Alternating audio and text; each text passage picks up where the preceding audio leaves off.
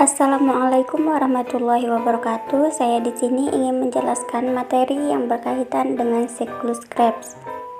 Siklus Krebs juga dikenal dengan siklus asam sitrat karena senyawa yang terbentuk pada tahap pertama dari siklus ini adalah asam sitrat. Siklus Krebs merupakan rangkaian reaksi metabolisme respirasi aerob pada sel yang menghasilkan energi dari asam pirufat hasil dari glikolisis. Siklus Krebs terjadi di dalam matriks mitokondria yang membawa asetat aktif berupa asetil-CoA dengan oksidasi glukosa yang diubah menjadi karbon dioksida dan hidrogen.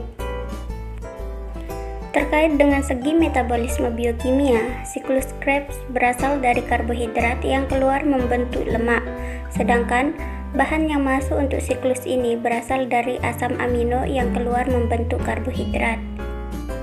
Fungsi dari siklus Krebs yakni menghasilkan sebagian besar karbon dioksida CO2 sebagai penghasil koenzim tereduksi yang menggerakkan rantai pernapasan untuk produksi ATP dan mengonversi energi dan zat berlebih untuk digunakan dalam sistem asam lemak sebagai pembentukan trigliserida.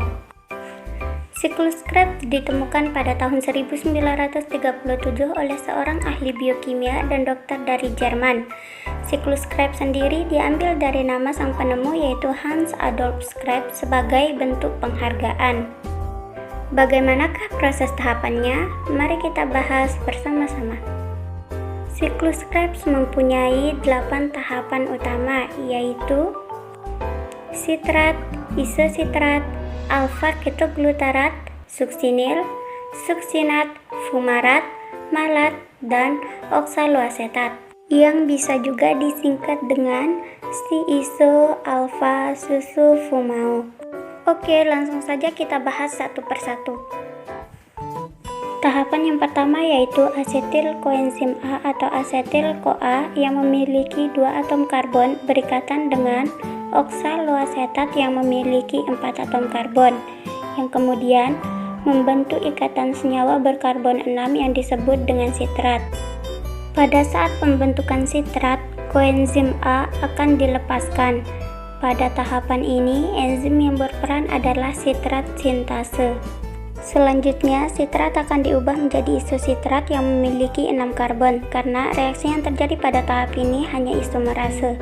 Pada tahap ini terjadi proses pelepasan H2O yang disebut dengan dehidrasi dan penerimaan H2O yang disebut dengan hidrasi.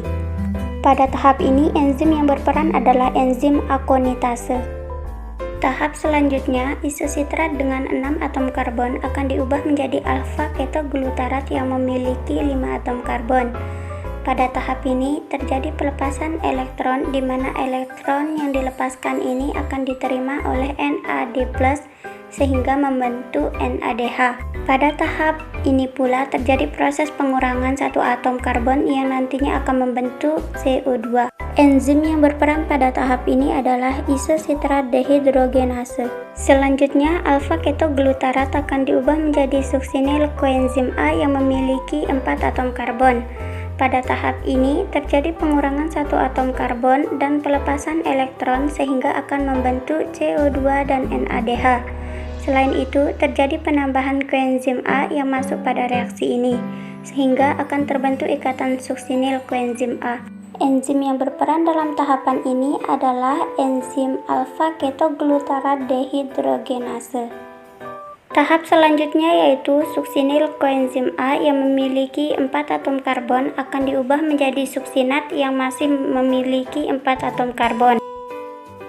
Pada tahap ini terjadi reaksi fosfat inorganik atau PI yang akan berperan sebagai pemutus ikatan koenzim A yang terdapat pada suksinil. Sehingga pada tahap ini koenzim A akan dilepaskan dan fosfat inorganik akan berikatan dengan GDP membentuk GTP. Namun, pada beberapa sel fosfat yang telah membentuk, GTP akan ditransfer lagi ke ADP sehingga membentuk ATP. Enzim yang berperan dalam tahap ini adalah enzim suksinil-CoA sintase. Tahapan yang keenam yaitu suksinat yang memiliki 4 atom karbon akan diubah menjadi fumarat yang memiliki 4 atom karbon juga. Pada tahap ini terjadi pelepasan elektron sehingga elektron akan ditangkap oleh FAD, kemudian membentuk FADH2. Pada tahap ini yang berperan adalah enzim suksinat dehidrogenase. Selanjutnya pada tahapan ketujuh terjadi pengubahan fumarat menjadi malat. Enzim yang berperan dalam tahapan ini adalah fumarase. Pada tahap ini terjadi penambahan H2O atau air yang prosesnya dikenal dengan hidrasi. Selanjutnya tahap terakhir yaitu tahap ke-8 di mana malat akan diubah menjadi oksaloasetat kembali. Pada tahap ini terjadi pembentukan NADH yang berasal dari NADH+. Enzim yang berperan dalam tahap ini adalah malat dehidrogenase. Dalam siklus Krebs yang tadi dapat disimpulkan bahwa satu kali siklus atau satu senyawa asetil koenzim A akan menghasilkan 3 NADH, 1 FADH2, dan 1 ATP. Nah, segitu dulu pembahasan kita mengenai siklus Krebs. Sekian, wassalamualaikum warahmatullahi wabarakatuh.